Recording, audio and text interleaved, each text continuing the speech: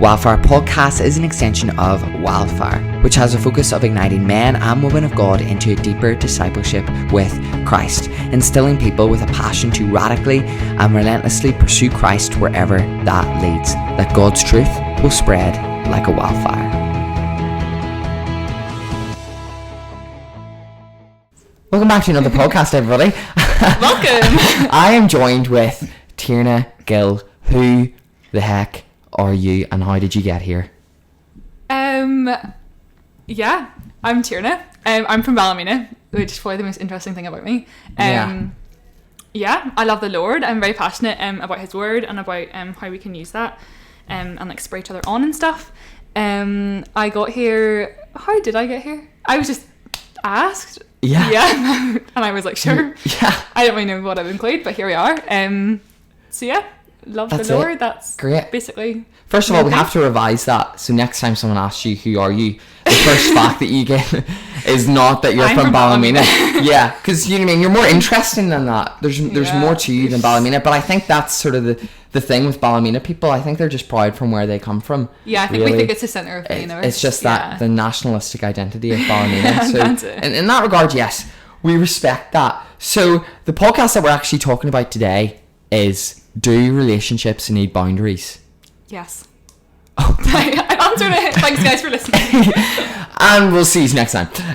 So do relationships need boundaries? We're going to explore that a bit, because the reality is, you know what I mean, the majority of the population will get in a relationship. There's only a select few who are called to the blessedness of celibacy. The camera caught that as well. Okay, the podcast listeners didn't see that, but if you want to see what happened, go watch the footage on YouTube. So celibacy is a gift given by God, and that's given to a select few. It's not the majority, it's the minority. So we're speaking into a situation that affects, you know what I mean, about 90% of the population. Definitely. Okay, that's not a direct statistic, but I'm just throwing it out there anyway. Don't come. Yeah. So let's just get into this podcast. Dive straight in. First of all, I want to say that whenever we come to anything in the Bible, we have to ask ourselves, anything in life, we have to ask ourselves, what does the Bible say about this? So whenever people come up to you and ask you, what do you think about drinking? What do you think about smoking? What do you think about abortion? What do you think about homosexuality? What do you think about racism? What do you think about taking this drink of water? What do you think about anything? What does the Bible have to say about what you do and why you do it? We're not the authority like the Lord is, so exactly. Is, definitely. God is the authority. And you then say, okay, but the Bible. So Jesus is our authority. And Jesus rose from the dead, and that's the foundation of Christianity. And Jesus is the Word. So the Word is that which has been spoken by God. And so we first start with Jesus, and then from Jesus we get the Word, and the Word is the Bible and its totality. And so that's why in any given topic, such as this one, to relationships and boundaries, we go to the Bible. What does the Bible say about it? And there is much. Does the Bible speak to this? Yes. It does. It does speak to it. Okay, so number one, that which is prescriptive. So if someone said to you, look, what do you think of murder? I'm going to go to the Bible, because it is the authority and not me. And it says, thou shalt not murder. That is what is called a prescriptive command. There are those commands that are just explicit in the Bible that tell us what not to do and what to do. And of course, those regulations are given by our God, our Father, to help us, and we should respond in love. They were given out of love, and we should respond in love, obedience. If you love me, you will obey my commands. And so, what does the Bible have to say prescriptively about this? And it may seem that I'm speaking the majority at the start here, but Tierna, she will speak the longest in this podcast, I assure you. Okay, she's going to be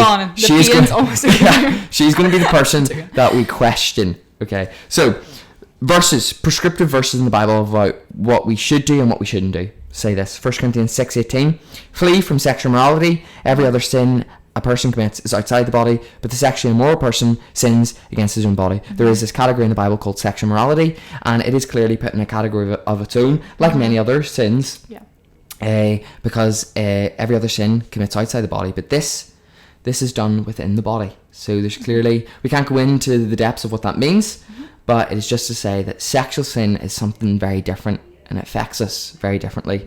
Hebrews 13:4 says, let marriage be held in honour among all, and let the marriage bed be undefiled, for God will judge the sexually immoral and adulterous. 1 Thessalonians 4:3-5. Do you want to know what the will of God for your life is, Tierna? What is the will of God for my life? Get ready. For this is the will of God for your life, your sanctification, that you abstain from sexual immorality, that each one of you know how to control his own body in holiness and honour, not in the passion of lust like the Gentiles who do not know God. Matthew 5:28 says, but I say to you that everyone who looks at a woman with lustful intent has already committed adultery with her in his heart. So the reality is, I sitting right now have committed adultery because I've lusted. Have you committed adultery? Yes. Because you've lusted. We're all filthy sinners. Period, yeah. Period. Every single one of us. Yeah. Ephesians 5:3 says, but sexual immorality and all impurity or covetousness must not even be named among you, as is proper among the saints. And it goes on and on and on. And on. And on. There are many verses that speak to sexual immorality. And whenever we talk about 1 Thessalonians, it talks about what is the will of God for your life. What is the will of God for my life? It specifically hones in on that you abstain from sexual morality, that you control your body, not like the cultural around us. That's key. We're called not to conform as Christians, and so whatever the culture says is right as the sexual standard, we don't go from the sexual standard, because the Bible tells us not to conform to that standard. And it specifically says that you're not to control your body in the passions of the lust like those around you. Instead, conform to the will of God, which is sanctification, abstaining from sexual immorality. So prescriptively, the Bible is clear about this idea of sexual immorality, and we're going to, that is the prescriptive sin. Sexual immorality is a sin, and it talks about keeping the marriage bed undefiled. So you saying, what you saying? I can't hold hands, I can't hug. That's physical. We're going to talk specifically into that area, but as a principle, anything that is physical outside the covenanted marriage is more than likely going to be sexual immorality, and it has attached with us a specific nature and a specific desire, that hugging someone, that kissing someone, a certain type of kiss, and hugging, hand holding, they don't fall into that category of what we're talking about, the physical things that pertain to sexual immorality. But we're gonna talk a little bit more specifically about that. I'm still going to keep talking, so just be quiet. The second thing that you want to go to in the Bible is, okay, what does the Bible say prescriptively? Specific commands, which we've looked at. What does the Bible say descriptively? So what are the stories in the Bible that highlight sexual immorality, and what are the consequences of those people who commit sexual immorality? And we read of nearly every Bible character commits sexual immorality because it has a specific hold on humanity. So you've got the likes of Abraham sleeping with Hagar. Abraham's already married, so there you go. We also read of sexual immorality taking place in Sodom and Gomorrah. We read of Lot straight after being saved from the sexual immorality of Sodom and Gomorrah and the punishment that God enacts. He then goes and sleeps with his daughters. So what's going on? And we also read about how he presented his daughters to be raped. What? A lot going on there. Yeah, and we also read of David and Bathsheba. We also read of Solomon having over like 700 concubines. There's just a lot of adultery going on, a lot of sexual immorality. And we also read of, in the church, sexual immorality taking place in the church in Corinth. Paul says that even pagans don't even do what you're doing. That's how bad it is. So sexual sin has a specific hold, and we can look prescriptively and descriptively to see that sexual immorality is not a good thing, and God has specifically said that we should not commit sexual immorality. That is the prescriptive command. In any descriptive case that we have, it goes horribly wrong for that person. There is punishment, there is consequence. Why do we need boundaries? Okay, this is my turn. Yeah, so why do we need boundaries, and what is the function of boundaries? So first of all, God created sex. He designed it. It's divinely constructed, and it's so beautiful, and it's such a gift from God. This means that it holds power. If used incorrectly or in the wrong settings, sex can be very dangerous. For example, fire. So if used correctly in the little fire pot, what's that called? Like a stove? Fascinating. A fire pot. If in the fire pot, it's protected and it can be used in a good way, but if not, it can burn. It can put everything aflame. So it holds immense power. When dating, the enemy will try to tempt you to sex, and when married, the enemy will try to keep you from sex. So the enemy sees the power of sex, and we need to as well. So boundaries are a source of protection. Proverbs 4:23 says, "Guard your heart above all else, for it determines the course of your life." Boundaries help us prioritize the Father's ways above ours, and boundaries are barriers that come between us and the temptation to pursue things that separate us from God. They make us spiritually healthier, and they point us to Jesus. As well, discipline is extremely painful when it happens sometimes, but it's incredibly necessary. Discipline helps us to grow more in God's likeness. Hebrews 12, verses 5-8 says, "Don't make light of the Lord's discipline, and don't give up when he corrects you. For the Lord disciplines those he loves, and he punishes each one he accepts as his child." 1 Corinthians 6:18-20 says, "You must honour God with your body." That's just the end part. So we don't own our bodies. These are not our own. Everything we do with our bodies and everything we think should glorify the Father. That's why we're on the earth. That's our purpose to do in everything we do in life. As well, we are called to be set apart from the world. Our lives and how we date should not make sense to a non-Christian. Our society is so obsessed with sex, but we are called to respect it. 1 Peter 1:16 says, "You must be holy because I am holy." So can the world see that you're different in how you date? I think that's... Wow. So that's why do we need boundaries. So we've looked at, okay, here's the topic. Like any topic, what does the Bible say? Prescriptively, descriptively. Why do we need boundaries? Tierna's just highlighted. So the second question that I want to ask you is, how do I communicate the boundaries? Is that the question I should ask you? Yes. Okay. Yeah. So I think some people maybe view like the boundaries conversation and yeah, she's quoting if you're listening, she's doing the bunny rabbits. Yeah, as like a bad thing and a scary thing and something that's awkward, but boundaries and those conversations create such an intentional depth within your relationship.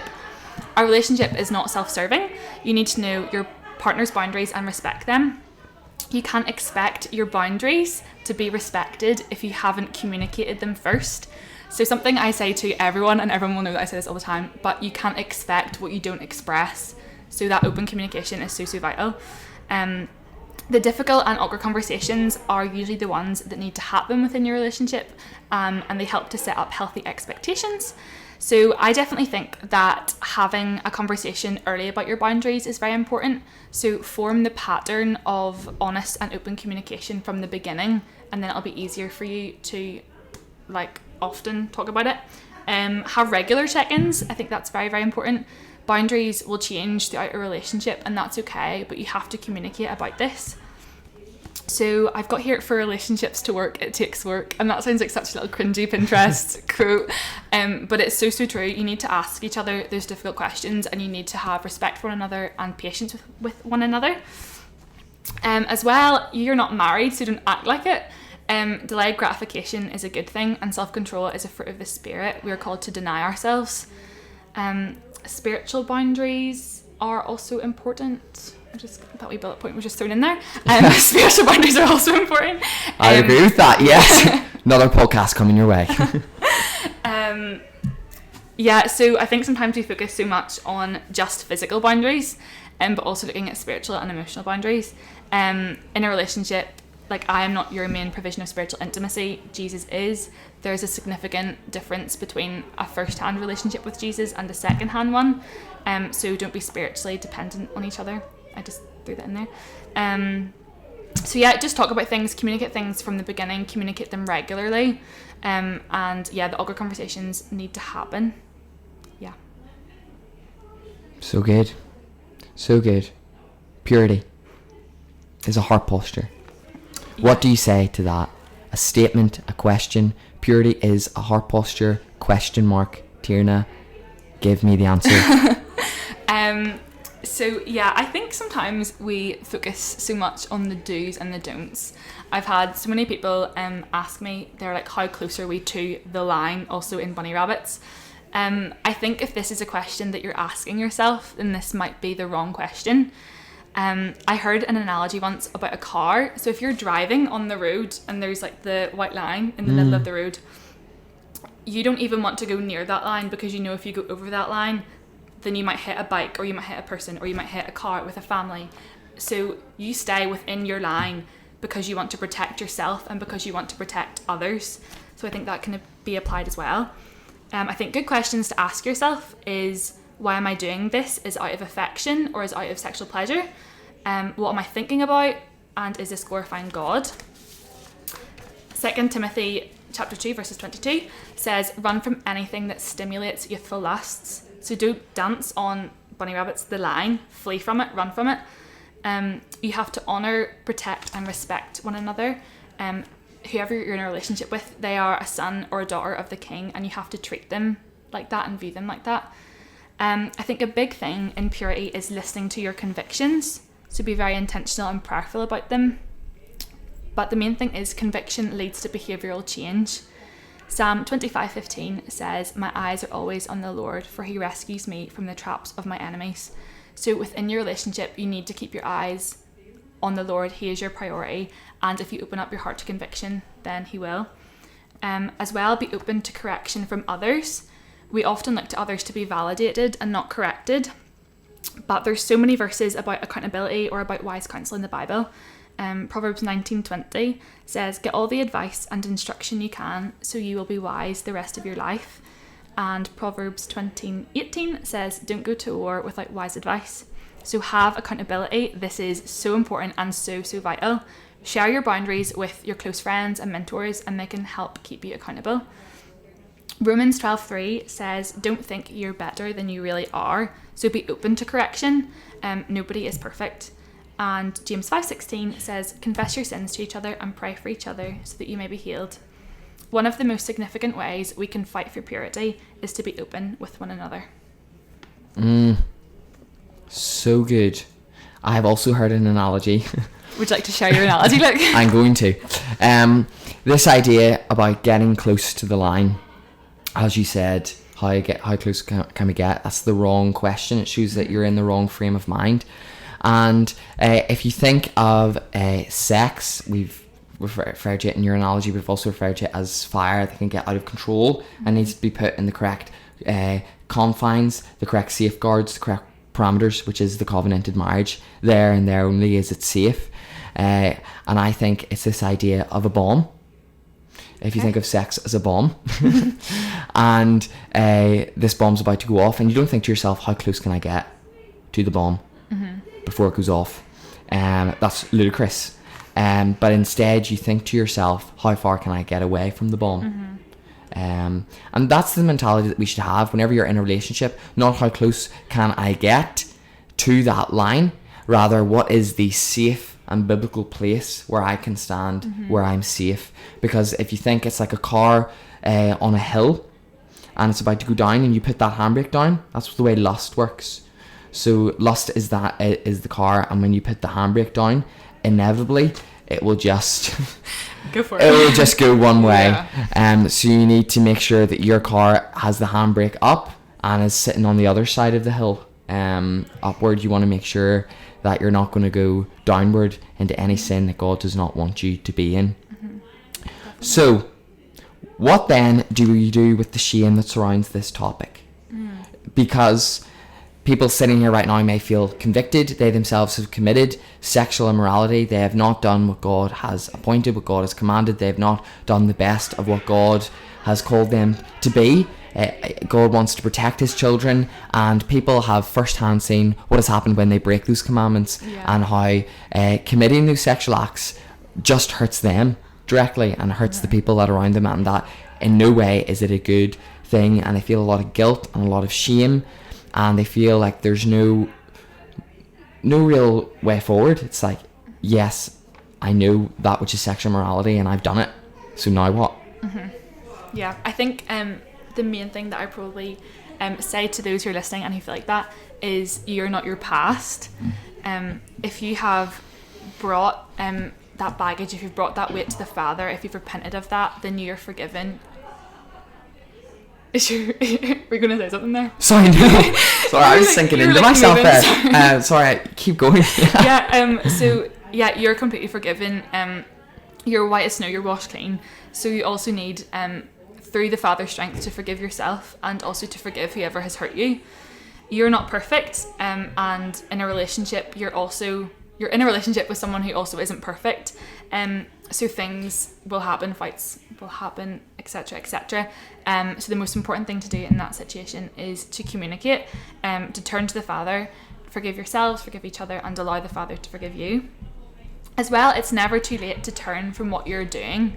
So I think sometimes if we've crossed like the line, in funny ears again, then we maybe feel like we can't come back from that. And if I've already done it once, then why can't I just do it again? If I've already fallen short once, then why can't I just keep on doing that? But that is not the mindset, that's not the heart posture that we should have. The Father is always there with open arms, so run to him for forgiveness. He will always be there for you. Yeah. Just all my little pieces.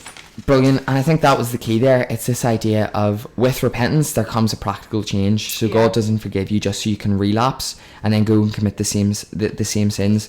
Rather, God's forgiveness liberates us, sets us free from the captivity and bondage of sin, and that we don't use our liberty, as the Bible talks about, to go and keep on sinning. No, rather there's this change in direction, and we want to be obedient. So, coming to the close of this podcast, I actually want to highlight some safeguards. So number one is, what does the Bible say about this topic, if it has anything to say on boundaries? And we've talked about how sexual morality is the selling off of sexual purity and involves any type of sexual expression outside the boundaries of a biblically defined marriage relationship. So anything physical that takes place outside a covenanted marriage that God has not permitted, that is what is classified as sexual morality. Specifics, anything that is going to cause you to lust, because if you look at a woman with lust, then you committed adultery. So you need to think about, is the thing that I'm doing, is me holding hands, is me hugging, is me kissing, causing me to lust, causing that person to lust? That's a specific aspect of what God has said we shouldn't do, and if we do it, then we're clearly breaking the command of sexual immorality. It also, your specifics include pedophilia, other forms of sexual morality that we could go into. There is specifics that talk about what sexual immorality is. So then the next thing that we want to do is actually ask ourselves about the specifics, because people then say, okay, can I hold hands? Can I hug? Can I kiss? And so we think that the explicits and the big no-nos are going to be this idea of having sex outside of marriage. They're going to, as we said, anything that is going to cause you to lust, don't do it, because then you're committing the sin of sexual morality, which God says is wrong. Anything that is going to sell off sexual purity, don't do that. And so it then comes down to the specifics. It becomes a conscience issue. The sexual morality is the prescriptive command, this idea of anything that's going to cause you lust. That applies to anyone. But then whenever you apply it to your own relationship, you need to... There's so much loud music going on in the background, but people won't be able to hear that. But we're being serenaded right now. So now in this category of the conscience, that speaks into the specifics, because the Bible has nothing to say specifically about holding hands, or about certain types of kisses, because there's holy kisses in the Bible, so specific types of kisses or specific hugging. And so in these things it comes down to the conscience, and Romans talks about the conscience, about this idea of defiling the conscience. God has instilled a morality within us, and that morality is heightened and is perfected whenever we enter a relationship with God, because we now have the Spirit, so we have this conviction, the power and the motivation to identify and not engage in sin. And so you need to apply your own conscience to the relationship whenever you use our establishing boundaries, which is what we talked about. So establish the absolutes, anything that's going to cause us to lust, any physical intimacy outside the covenant of marriage that's going to sell purity, such as sex outside of marriage, or anything that's going to defile our conscience. They're the things that we need to avoid. And so the framework that you can use to decide, is this going against my conscience or not, is called what I call the conscience framework. So you have to ask yourself, is what we're doing, what is the act? So what actually are we doing? Number 2 is character. What's my character showcasing in this moment in what we're doing? What is it showcasing in that person? What are the implications and effects of what yous are doing? What yous are thinking? And then there's another one, which I've forgotten. Motivation. There we go. Motivation is so key. Why are you doing the thing that you're doing? Whatever you do, whether you eat or drink, do it for the glory of the Lord. And what doesn't proceed from faith is sin. So you want to make sure that in anything that you do, that you're not committing sexual immorality and the explicits, that you ensure that you're not selling off purity, that you're not lusting, and anything that falls into the conscience category, you want to make sure that you're not defiling your conscience by looking at your motive, your character, the implications and effects, and the act that you're doing, and ensuring that you're doing that in faith, and that you're doing it for the glory of Christ, and not just to satisfy your own sinful desires. There's actually a purpose to it. And then the other thing is the accountability framework that you can apply. And that means one or two things, and you need to, number 1, have people in place in your life that can speak into your situation, that can hold you accountable. Are you obeying what God has commanded, or are you not? And on a daily basis, they can hold you accountable to that, whether that be, I think, parents or guardians, and another wave is mentors, and another wave is close and trusted friends. Are 3 waves of accountability that should be in place when addressing this topic. Do you have anything to say about that? This idea of the conscience framework, the accountability framework, and how that can help us decide what goes against my conscience and what doesn't, in the things that are conscience issues and fall out of the parameters of the prescriptive and descriptive commands of sexual immorality. Do you have anything to say about that? I think spot on. Look, I think just being very prayerful about what you're doing, be very intentionally praying about what you're doing, and I think that if you like open your heart to correction and conviction, and if you like ask for it, then like you will get it. So you just need to be open to it, and then also listen to it.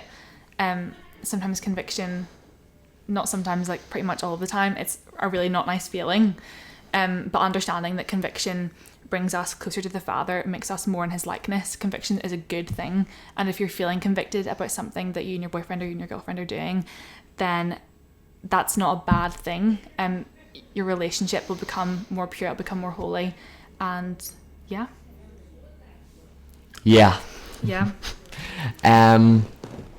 So that is it for this podcast. To summarize, now we may have to say goodbye to the people watching, and if you want to catch the rest or the last summary of what we've talked about, then go and listen to the audio version, or maybe you will get the end of it, I don't know. But to summarize, we've talked about, do relationships need boundaries? And it is a resounding yes, in every possible aspect. Spiritual boundaries and physical boundaries, and physical is the one that we have focused on. You do need to apply physical boundaries. Why? Because in any given topic, you need to go to the Bible, the Word of God, the Word that is Jesus. Jesus showcases the trustworthiness and reliability of the Bible. Jesus is the cornerstone of everything that we believe, and so we have to go to the Word, and we have to say, what does it say on this topic? And prescriptively, it talks about this idea of sexual immorality, and sexual immorality is anything that is going to devalue purity. It is anything that is going to basically throw away purity in your life.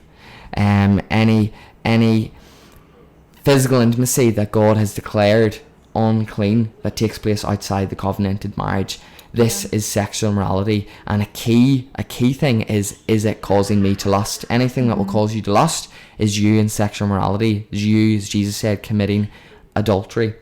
And we have descriptive cases of that in the Bible, of those who committed sexual immorality and how it did not go well for them. Yeah. And then we basically grilled Tierna. Do you want to summarize the questions that we asked you? Sure, if I can remember what I talked about. So first of all, why we need boundaries. Just that sex is very powerful, so it has to be protected. The reason you are protecting it is because, like, the person that you're in a relationship with, they are a daughter or a son of the king, and if used in the wrong context, sex can be very dangerous. And there can be a lot of like sexual hurt and sexual shame that comes like with that. Boundaries are about protection. They're about preventing us from stepping into something that's out of line with God's will for us and God's character.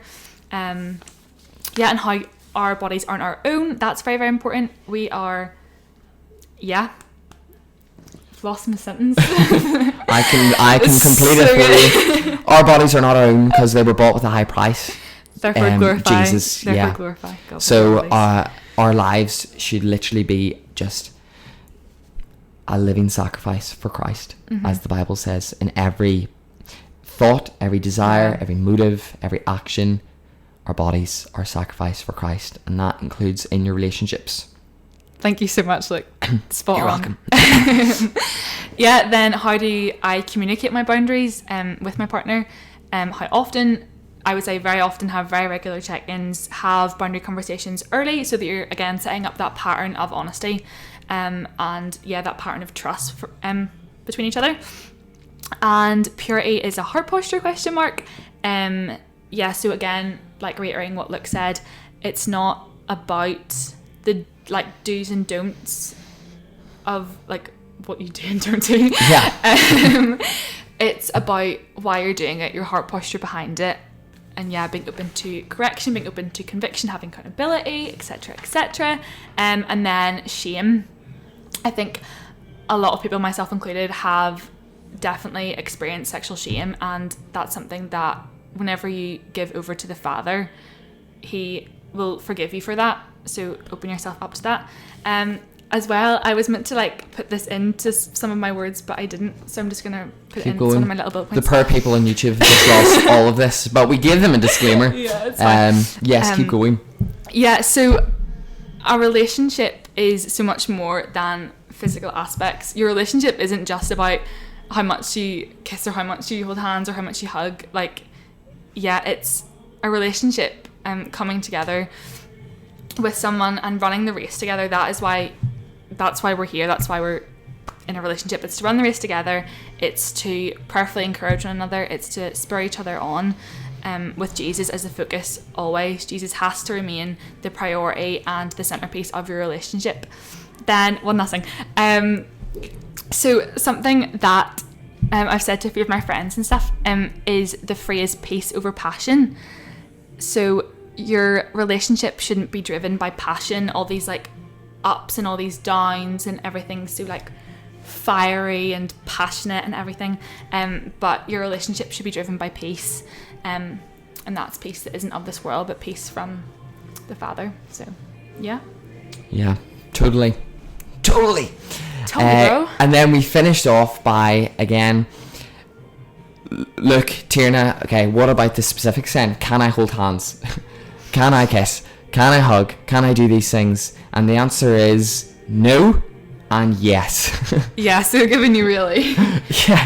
So if it falls into the prescriptive and the descriptive category, if it's going to devalue purity, if it's going to sell purity, if it's going to fall into a prohibition that God has given with reference to sexual morality, if God has said that you cannot do this as it is sexual morality, if it is going to fall in the category of lust, if it doesn't proceed from faith, if it is not for the glory of Christ, if there is not appropriate safeguards in place, then that's a no. If it's going to defile your conscience and leave you feeling impure before the throne room of God, that's a no as well. That's a no as well.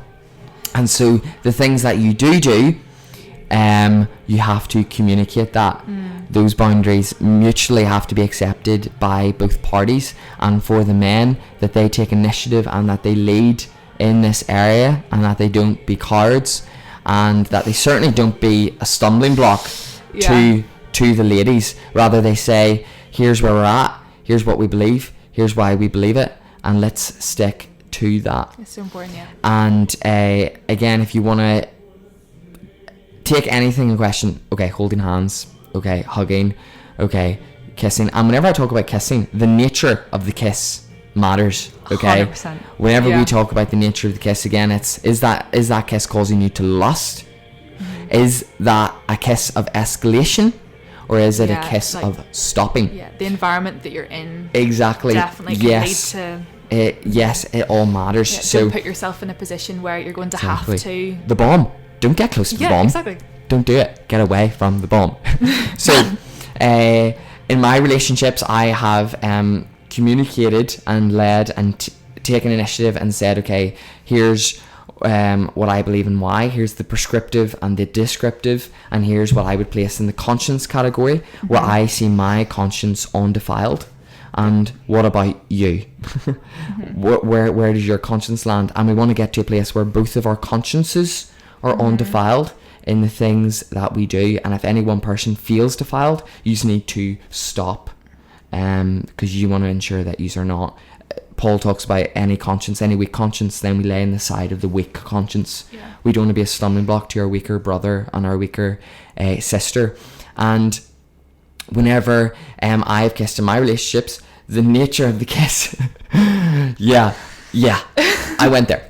The nature of the kiss matters. So at no given point was there lust. At no given point was there a kiss of escalation. Okay, this is going to go somewhere. At every point, the kiss could stop. And at every point, the kiss was there to glorify God. We had a heart posture of like anything. Whenever we eat, whenever we drink, whenever we do what we do, this is like for the glory of Christ, and it helps strengthen and build our relationship, whilst ensures that we are not in prescriptive sin, and also ensures that we are not defiling our conscience. And you want to make sure that you communicate that, and we're not giving everyone a license to just go and start, doing whatever they want. And pretending that this is what me to laugh. If you cannot emphasize enough, a kiss of escalation is a no. Yeah. A kiss of stopping. Okay, what does that look like? Again, that's a conscience issue. And I think it's so important to be able to, like, in the moment, say to like your boyfriend or your girlfriend, we need to stop, like, get away, separate planets. And you really should be able to do that. Like, if you're falling prey to kissing because I really feel like that's about it. Because you mean hand holding, yes, that doesn't fall in the prescriptive command for me. It's a conscience issue. But if it defiles your conscience, don't do it. And whenever it comes to hugging, same thing. If it defiles your conscience, don't do it. It doesn't defile mine. And whenever it comes to kissing, I feel like that's the last thing that we can go to. Anything after that, I would find that falling into the prescriptive. That which God has prohibited, that which it falls into the category of sexual morality, that which sells, and that which is just going to defile your conscience, no matter what safeguards you introduce. So whenever it comes to kissing, ensure that the nature of the kiss, like, you don't just use it as a license to be like, they said I could kiss. Because that's not what we're saying. We're saying that your conscience could allow that, we think. 100%. But the type of kiss that your conscience could allow is one that, although awkward, you'd be happy enough for your parents to see. Yeah, that's a good sign. No, I'm not saying, you know what I mean, like, kiss in front of the parents. Because at no point would I ever want to do that, no matter what it is. But it is just to say it's a good rule. And you want to make sure that you're not just falling captive to, well, we keep kissing, it keeps escalating, it keeps bypassing the boundaries, it keeps defiling my conscience. Don't do it. Don't do it. What your mind's thinking about whenever you're kissing that person.